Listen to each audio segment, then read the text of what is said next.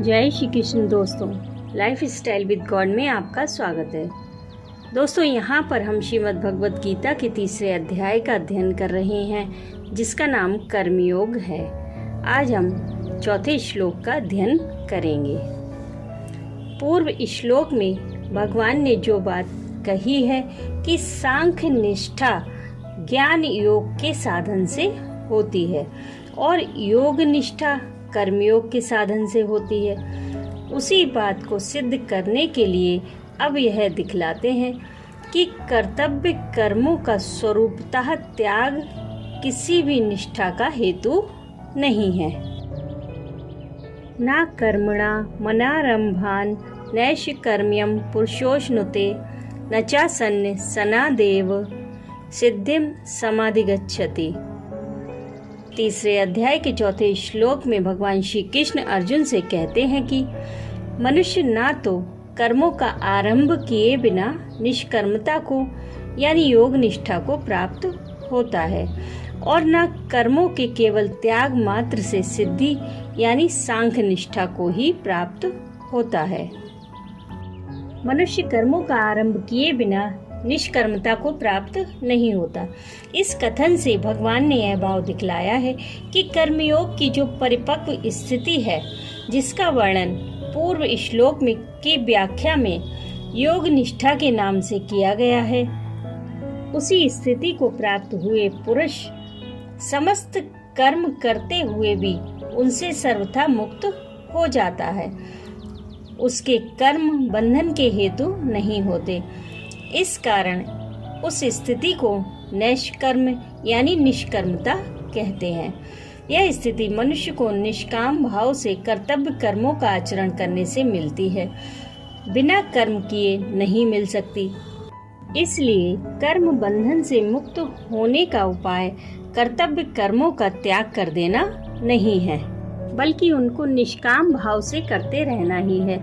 यही भाव दिखलाने के लिए कहा गया है कि मनुष्य कर्मों का आरंभ किए बिना निष्कर्मता को प्राप्त नहीं होता। अब प्रश्न यह है कि कर्मयोग का स्वरूप तो कर्म करना ही है, उसमें कर्मों का आरंभ ना करने की शंका नहीं होती। फिर कर्मों का आरंभ किए बिना निष्कर्मता नहीं मिलती, यह कहने की क्या आवश्यकता थी। भगवान ने अर्जुन को कर्मों में फल और आसक्ति का त्याग करने के लिए कहा है और उसका फल कर्म बंधन से मुक्त हो जाना बतलाते हैं। इस कारण वह यह समझ सकते हैं कि यदि मैं कर्म ना करूं तो अपने आप ही उसके बंधन से मुक्त हो जाऊंगा, फिर कर्म करने की आवश्यकता ही क्या है। इस भ्रम की स्थिति के निवारण के लिए पहले कर्म योग का प्रकरण आरंभ करते समय भी भगवान ने कहा था कि माते संगोत स्वकर्मणि, अर्थात तेरी कर्म ना करने में आसक्ति नहीं होनी चाहिए। इसलिए शारीरिक परिश्रम के भय से या अन्य किसी प्रकार की आसक्ति से मनुष्य में जो अप्रवृत्ति का दोष आ जाता है, उसे कर्म योग में बाधक बतलाने के लिए ही भगवान ने ऐसा कहा है।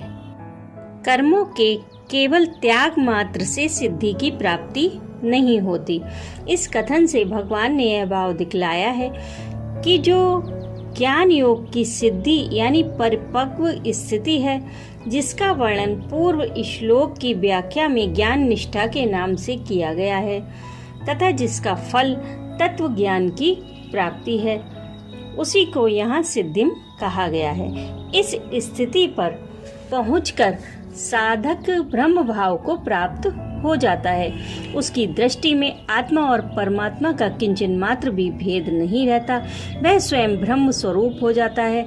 इसलिए इस स्थिति को सिद्धि कहते हैं। यह ज्ञान योग रूप सिद्धि अपने वर्णाश्रम के अनुसार करने योग्य कर्मों में कर्तापन का अभिमान त्याग कर तथा समस्त भोगों में ममता आसक्ति और कामना से रहित होकर निरंतर अभिन्न भाव से परमात्मा के स्वरूप का चिंतन करने से ही सिद्ध होती है।